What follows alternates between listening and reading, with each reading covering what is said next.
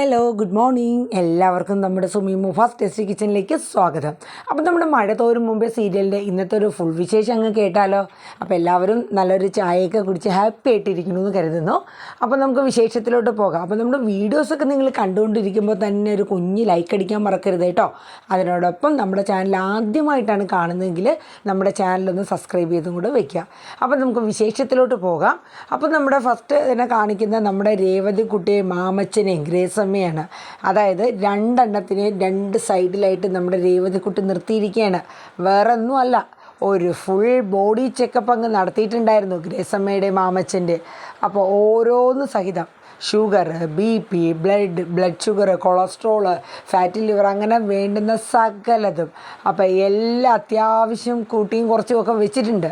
മാമച്ചൻ ഒട്ടും മോശമല്ല. മാമച്ചനെല്ലാം ഒന്നിലും ചെന്ന് മുഖം കാണിക്കാണ്ടിരുന്നിട്ടില്ല, എല്ലാം പിടിച്ചിട്ടുണ്ട്. അങ്ങനെ നമ്മുടെ രേവതി കുട്ടി പറയുന്നുണ്ട്, ഇത്രയും സ്ട്രിക്ട്നെസ് ഞാൻ വീട്ടിലെടുത്തിട്ടും ഇതെന്തുകൊണ്ട് കൂടി?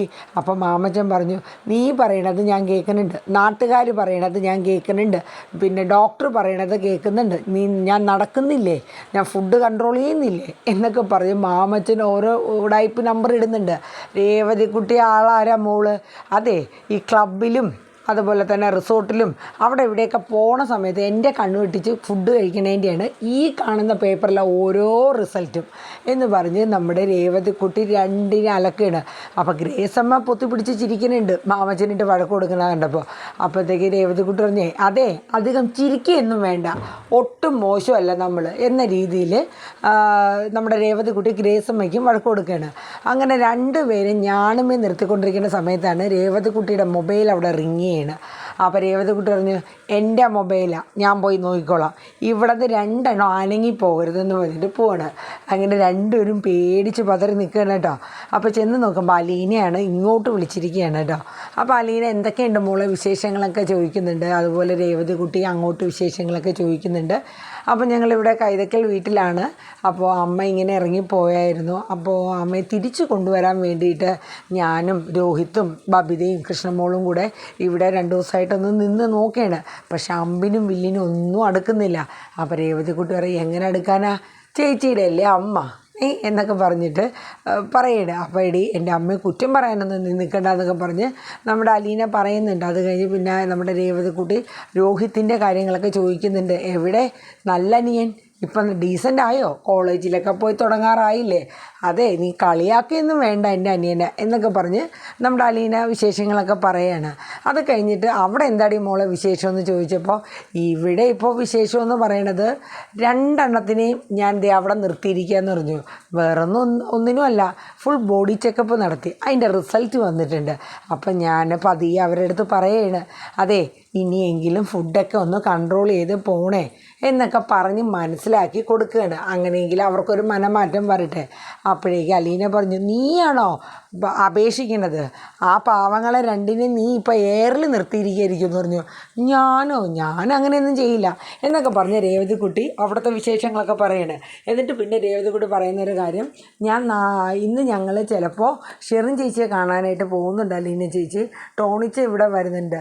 അപ്പോൾ അത് ടോണിച്ചൻ്റെ കൂടെ പോകുന്നത്. അപ്പോൾ ടോണിച്ചൻ കഴിഞ്ഞ ദിവസം ഈ ഇടയ്ക്ക് വന്ന് വഴക്കും പ്രശ്നങ്ങളൊക്കെ ഉണ്ടായല്ലോ, അപ്പോൾ നിങ്ങൾ മിണ്ടിയോ എന്ന് ചോദിച്ചു. അപ്പം നമ്മുടെ രേവതിക്കുട്ടി പറഞ്ഞു, അന്ന് വന്ന് കുറേ ബഹളമൊക്കെ ഉണ്ടാക്കി, മാമച്ചനെങ്കിലും ഗ്രേസം ആൻറ്റീനെയൊക്കെ കുറേ തെറിയൊക്കെ പറഞ്ഞ് പോയി. കാരണം മദ്യത്തിൻ്റെ പുറത്ത് കിടന്ന് അടിച്ചതാണ്. പക്ഷെ അത് കഴിഞ്ഞ് പിറ്റേ ദിവസം വന്ന് കുറ്റബോധവും മാപ്പപേക്ഷയൊക്കെ ആയിരുന്നു. അപ്പം ഞങ്ങൾ വീണ്ടും കൂട്ടായി. അങ്ങനെ ഞങ്ങൾ ടോണിച്ചൻ്റെ കാറിൽ ടോണിച്ചൻ പറഞ്ഞ അനുസരിച്ചിട്ട് ഒരു ഐഡിയ ആയിട്ട് അങ്ങോട്ട് പോവുകയാണ്. ഷെറിൻ ചേച്ചിയെ കണ്ടു കഴിഞ്ഞാൽ ആ കുഞ്ഞിനെ കുറിച്ച് എന്തെങ്കിലും ഒരു വിവരം കിട്ടും, ആ ഒരു പ്രതീക്ഷയിൽ ഞങ്ങൾ പോവാണ്. അപ്പോൾ അലീന ചേച്ചി പ്രാർത്ഥിക്കണമെന്നൊക്കെ പറയുന്നുണ്ട്. അപ്പോൾ എന്തായാലും നീ പോയിട്ട് വാ, ഞാൻ പ്രാർത്ഥിച്ചോളാം മോളെ, എല്ലാം ശരിയായി വരുമെന്ന് പറഞ്ഞു. എൻ്റെ അലീന പറഞ്ഞു, പിന്നെ ആ പാവങ്ങളെ രണ്ടിനെ വെച്ചേക്കണേണ്ടി ബാക്കിയെങ്കിലും എന്ന് പറഞ്ഞു കേട്ടോ. അപ്പോൾ രേവതിക്കുട്ടി പറഞ്ഞു, ആലോചിക്കാം എന്ന് പറഞ്ഞിട്ട് കോൾ കട്ട് ചെയ്യണം. അപ്പോഴേക്കും നമ്മുടെ ടോണി വരുന്നുണ്ട്. അപ്പോൾ ടോണി വന്നു കഴിയുമ്പോൾ രേവതിക്കുട്ടി ചെന്ന് ഡോറ് തുറക്കുകയാണ്. ടോണിച്ച് അകത്തിരിക്കാം, ഇല്ല നമുക്കിപ്പോൾ തന്നെ ഇറങ്ങാം, അതെ വലിയ മൽപ്പിടുത്തമൊന്നും പിടിക്കണ്ട, വന്നാൽ നല്ല അടിപൊളി ഒരു ചായയൊക്കെ ഇട്ട് തരാം. അപ്പം പിന്നെ ടോണി കയറിയിരിക്കുന്നു. കാരണം മാമച്ചനും ഗ്രേസമ്മയും റെഡി ആയിട്ടില്ല, അപ്പോൾ എന്തായാലും ടൈം എടുക്കും. അപ്പോൾ അതുവരെ പുറത്തൊന്നും നിൽക്കണ്ട, അതുകൊണ്ട് ഒരു ചായയൊക്കെ ഇട്ട് തരാമെന്ന് പറഞ്ഞ് നമ്മുടെ രേവതി കുട്ടി ടോണീനെ അകത്തിരുത്തി ചായയൊക്കെ ഇട്ട് കൊടുക്കുന്നുണ്ട്. അപ്പോൾ ആ സമയം കൊണ്ട് നമ്മുടെ മാമച്ചനും ഗ്രേസമ്മയൊക്കെ റെഡിയായി വരികയാണ്.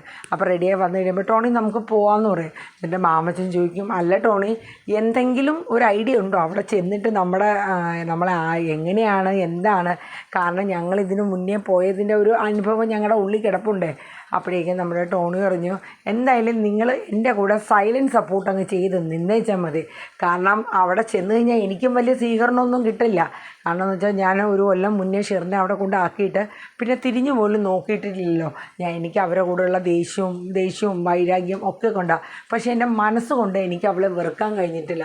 അപ്പോഴേക്കും നമ്മുടെ ഗ്രേസമ്മ പറയുന്നുണ്ട്, പോലെ ജിജോ അവൾ അറിഞ്ഞോ അറിയാതെയോ ആണെങ്കിലും ഒരു തെറ്റ് ചെയ്തു പോയി. ഷെറിൻ്റെ ഭാഗത്ത് നിന്നൊരു തെറ്റുണ്ടായി. പക്ഷേ നീ അവളോട് പുറത്ത് അവളെ നിൻ്റെ ജീവിതത്തിലാക്കണം. കാരണം പാവം ഒരു കുട്ടിയാണ് ഷെറി എന്നൊക്കെ ഗ്രേസമ്മ പറയുന്നുണ്ട്. അപ്പം നമ്മുടെ ടോണിയുടെ മനസ്സിൽ ഒരു വല്ലാത്തൊരു ഫീലിങ്സൊക്കെ വരുന്നുണ്ട്. അത് കഴിഞ്ഞ് എന്നാൽ അതനുസരിച്ച് നമുക്ക് പോവാം എന്ന് പറഞ്ഞിട്ട് അവരെല്ലാവരും കൂടെ ടോണിയുടെ കാറിൽ കയറി നേരെ പോവുകയാണ്. അപ്പോൾ അവിടെ ചെന്ന് കഴിയുമ്പോഴത്തേക്കും നമ്മുടെ ടോണി പറഞ്ഞു, എനിക്ക് അകത്ത് കയറാൻ ചിലപ്പോൾ അവർ ഒരു ബുദ്ധിമുട്ട് കാണിക്കും, പക്ഷേ എങ്കിലും ഞാനതൊന്നും കാര്യമാക്കുന്നില്ല. കാരണം എന്താണെന്ന് വെച്ചാൽ ഞാനങ്ങ് ഇടിച്ച് കയറും എന്ന് പറഞ്ഞു കേട്ടോ. അപ്പം മാമച്ചൻ പറഞ്ഞു, ഞങ്ങൾ ചെന്നതിൻ്റെ അനുഭവം ഞങ്ങൾ ഇപ്പോഴും മറന്നിട്ടില്ല. ഇനിയിപ്പോൾ കാണുമ്പോൾ എങ്ങനെയാണ് എന്താണ് എന്നൊന്നും അറിയില്ല ടോണി. അപ്പോൾ പറഞ്ഞു, അല്ല ടോണി ചോദിച്ചു, നിങ്ങൾ എന്തിനാണ് അവർ അങ്ങനെ വഴക്ക് പറയാൻ കാരണം? അത് ജിജോയുടെ പ്രശ്നം പറഞ്ഞപ്പോൾ അവർ എന്നെ കുറ്റപ്പെടുത്തിയെന്ന് പറഞ്ഞു. അപ്പം ഞാൻ മാത്രമല്ല കുറ്റപ്പെടുത്തിയത്, അവരും കുറ്റപ്പെടുത്തിയല്ലേ എന്ന് പറഞ്ഞു. അപ്പോൾ പറഞ്ഞു മാമച്ചൻ പിന്നെ ഒന്നും മിണ്ടിയില്ല. കാരണം ജിജോയുടെ കേസ് പറഞ്ഞാൽ അവർക്ക് ഇഷ്ടപ്പെട്ടില്ലല്ലോ, അതുകൊണ്ട് അന്ന് ആ ഒരു പ്രശ്നം ഉണ്ടായത്. അപ്പോഴേക്കും നമ്മൾ ടോണി പറഞ്ഞു, അപ്പോൾ ഞാൻ എന്തായാലും ഇടിച്ച് കയറി അങ്ങോട്ട് പൊക്കോളും, നിങ്ങൾ ഇവിടെ ഇരിക്കുക, നമ്മുടെ അവിടുത്തെ അന്തരീക്ഷങ്ങളും കാര്യങ്ങളും നോക്കിയതിന് ശേഷം നിങ്ങൾ വന്നാൽ മതി എന്ന് പറഞ്ഞു. അങ്ങനെ ടോണി ചെന്ന് കോളിംഗ് ബെല്ലടിക്കുകയാണ്. അപ്പോൾ നമ്മുടെ ആൽബിച്ചനാണ് ഇറങ്ങി വരുന്നത്, നമ്മുടെ ഷെറിൻ്റെ ഇളയ ബ്രദർ, ആൻസിയുടെ ഹസ്ബൻഡ്. അപ്പോൾ ആൻബിച്ചൻ വന്നിട്ട് ടോണിയെ കണ്ടിട്ട് എന്തേന്ന് ചോദിക്കും. അപ്പോൾ ടോണിയും ഇച്ചിരി ഇതായിട്ട് തന്നെ നിൽക്കും. ടോണി പറയും, എനിക്ക് ഷെറിനെ കാണണമെന്ന് പറഞ്ഞു. ഇത്രയും നാളൊന്നും കാണാത്ത കാഴ്ച ഇപ്പം നിനക്ക് എന്ത് കാണാനാണെന്ന് ചോദിക്കും. എൻ്റെ ഭാര്യയെ ഞാൻ ഡൈവോഴ്സ് ഒന്നും ചെയ്തിട്ടില്ല, എനിക്ക് കാണണം, അത്രയേ ഉള്ളൂ, അതിനെന്തെങ്കിലും തടസ്സമുണ്ടോ എന്ന് ടോണി ചോദിക്കും. അപ്പോഴേക്കും നമ്മുടെ ആൻസി നടന്നു വരികയാണ്. അപ്പോൾ എന്താ ചായ, എന്തിനാ ഒച്ച എടുക്കണേ?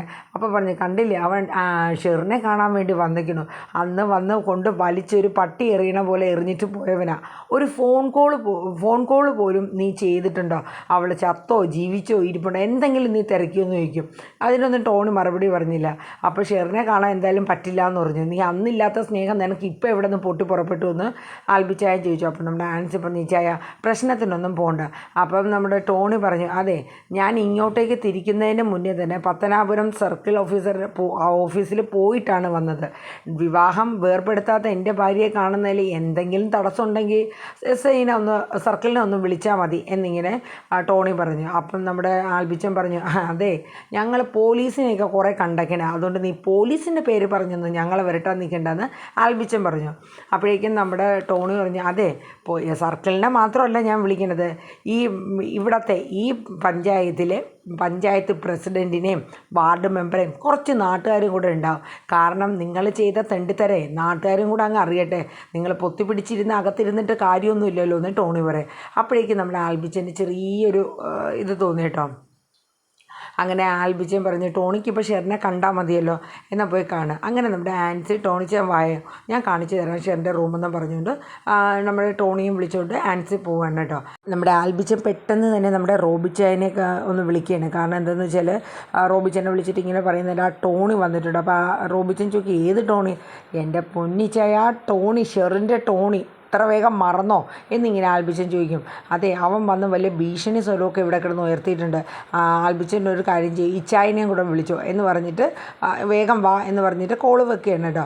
ഇതേ സമയം നമ്മുടെ ആൻസി നമ്മുടെ ടോണിയും കൊണ്ട് ഷെറിൻ്റെ റൂമിലോട്ട് ചെല്ലുകയാണ്. അപ്പം ആൻസി താക്കോലുകൊണ്ട് ഡോറ് തുറക്കുകയാണ്. അപ്പം ടോണി ചോദിക്കും, ഇതെന്താ പൂട്ടിയാണോ ഇട്ടേക്കണേ?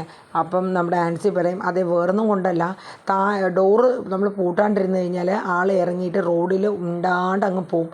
അങ്ങനെ കുറേ പ്രാവശ്യം പോയിട്ടുണ്ട്. കേട്ടോ. അപ്പോൾ അത് പേടിച്ച് നമുക്ക് എപ്പോഴും നോക്കിയിരിക്കൽ പറ്റൂലല്ലോ ടോണെ, അതുകൊണ്ടാന്ന് പറഞ്ഞു കേട്ടോ.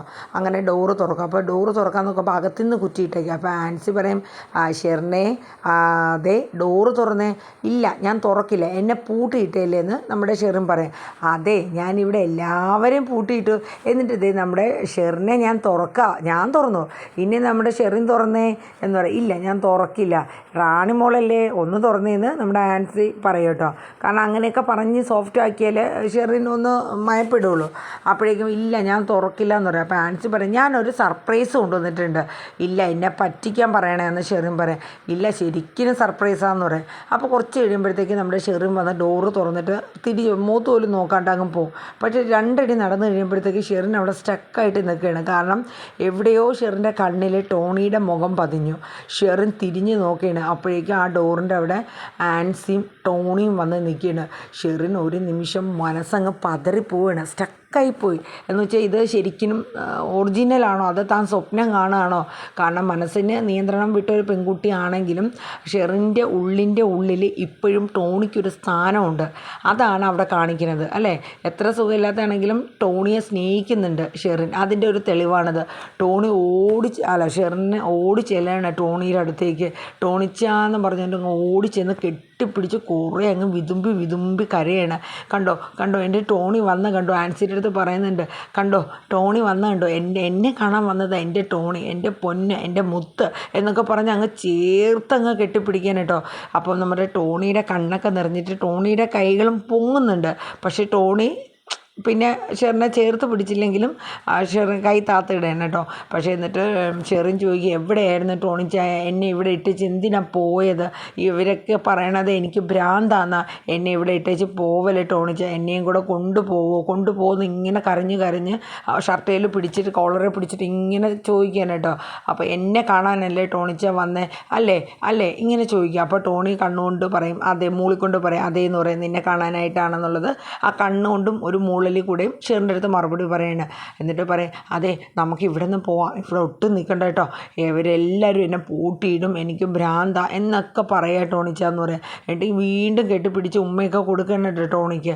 ടോണിയുടെ കണ്ണൊക്കെ അങ്ങ് നിറയണം. എന്താ അവസ്ഥ എന്ന് വെച്ചാൽ ഇത്രയും സ്നേഹിക്കുന്നുണ്ടല്ലോ തന്നെ, തൻ്റെ ജീവിതം ഇങ്ങനെ ആയി പോയല്ലോ എന്നൊക്കെ ഉള്ള ഒരു സങ്കടവും പിന്നെ ഷെറിനോട് ചെയ്ത ഒരു കുറ്റബോധവും ഒക്കെ ടോണിയുടെ മനസ്സിൽ ഇങ്ങനെ വന്ന് ആ ഒരു വിഷമമാണ് കണ്ണുകളിലും മനസ്സിലും കണ്ടത് കേട്ടോ. അത് കഴിഞ്ഞിട്ട് പെട്ടെന്ന് തന്നെ ഷെറിൻ്റെ വിധം മാറിയാണ്. എന്നെ ഇട്ടേച്ച് പോയില്ലേ. പെട്ടെന്ന് തന്നെ ആൾ സൈലൻറ്റും ആവും, ഇമോഷണലാവും, പിന്നെ വയലൻ്റ് ആവും. ആ ഒരു സിറ്റുവേഷനാണ് കേട്ടോ ഷെറിൻ്റെത്. അങ്ങനെ ആ ഒരു സീനോട് കൂടിയാണ് ഇന്നത്തെ എപ്പിസോഡിൽ നിർത്തുന്നത്. ഇനിയിപ്പോൾ നാളെ കാണിക്കുന്നത് ഷെറിൻ പെട്ടെന്ന് തന്നെ ഡ്രസ്സൊക്കെ പാക്ക് ചെയ്ത് ടോണിയുടെ ഒപ്പം പോകാൻ വേണ്ടി നിൽക്കും. പക്ഷേ ഷെറിനെ കൊണ്ടുപോകുന്നില്ല കേട്ടോ. ഷെറിൻ വീണ്ടും റൂമിൽ ഇരുന്ന് കരയുന്ന സീനുണ്ട്. പിന്നെ നമ്മുടെ കൈതക്കൽ മാളിക വീട് കാണിക്കുന്നുണ്ട്. അലീന ഉൾപ്പെടെ വൈജയന്തിയുടെ അടുത്ത് ചെന്നിട്ട് പറയുന്നു, മാഡം വരണം, ഞാനൊരു 4 ദിവസം കൂടെ നിൽക്കും. അപ്പം നമ്മുടെ വൈജ പറയുന്നുണ്ട്, നിൻ്റെ വാക്കുകൾ ഞാൻ കുറേ കേട്ടേക്കണതാ. അപ്പോഴേക്ക് അലീന പറയുന്നുണ്ട്, നമ്മൾ ഒരാളെ വേദനിപ്പിക്കുന്നതും മനസ്സുകൊണ്ട് വാക്കുകൾ കൊണ്ട് നമ്മൾ ഒരാളെ മനസ്സ് വേദനിപ്പിക്കുന്നത്, ഒരു വ്രണം വന്നാൽ അത് മരുന്ന് വെച്ച് ഉണക്കാം. പക്ഷേ മനസ്സ് നമ്മൾ വാക്കുകൊണ്ട് പറയണത് ആ മനസ്സിൻ്റെ വ്രണം പോലെ തന്നെ അവിടെ കിടക്കും, അതൊരിക്കലും ഉണങ്ങിപ്പോയില്ല എന്നൊക്കെയുള്ള കുറേ ഒരു ഇമോഷണൽ ഡയലോഗ്സും കാര്യങ്ങളൊക്കെയാണ് നാളത്തെ എപ്പിസോഡിൽ വരുന്നത്. അപ്പോൾ എന്തായാലും നമ്മുടെ മഴതോരും മുമ്പേ സീരിയലിൻ്റെ ഇന്നത്തെ ഫുൾ വിശേഷം ഇവിടെ വൈൻഡപ്പ് ചെയ്യാണ്. എല്ലാവർക്കും നല്ലൊരു ശുഭദിനം പറഞ്ഞുകൊണ്ട് നിർത്തുന്നു. Tata bye bye, take care, thank you.